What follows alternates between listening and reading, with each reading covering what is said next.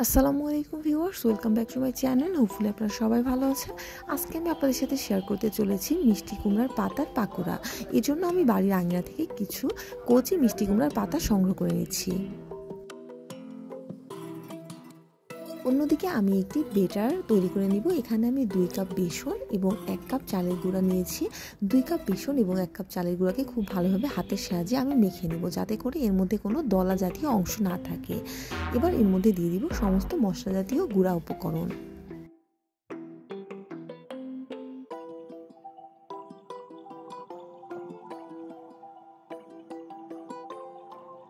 দিয়ে দিচ্ছি 1 চা চামচ হলুদের গুঁড়া, হাফ চা চামচ জিরা এবং গরম মশলার গুঁড়া।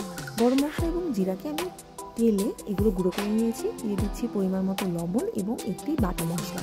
এখানে 5-6টি কাঁচামরিচ এবং 1 টুকরো আদাকে আমি পেস্ট করে নিয়েছি।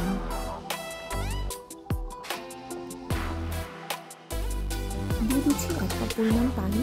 এবার পানি দিয়ে সমস্ত মশলা এবং গুঁড়া উপকরণগুলো খুব ভালোভাবে হাতের সাহায্যে আমি একটি মিশ্রণ তৈরি করে নেব। অবশ্যই মিশ্রণটি খুব বেশি পাতলা বা খুব বেশি ঘন হওয়া যাবে না।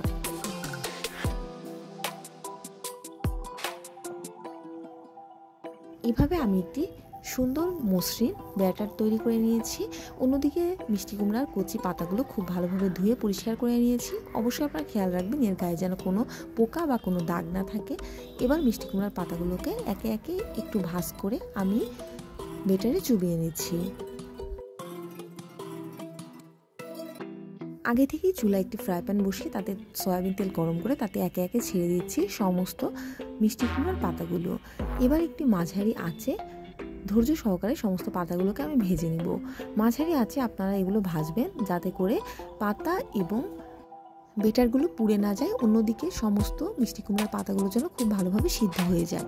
একে একে ধৈর্য সহকারে সময় নিয়ে সমস্ত মিষ্টি কুমড়ার পাতার পাকোড়াগুলো আমি ভেজে নিচ্ছি।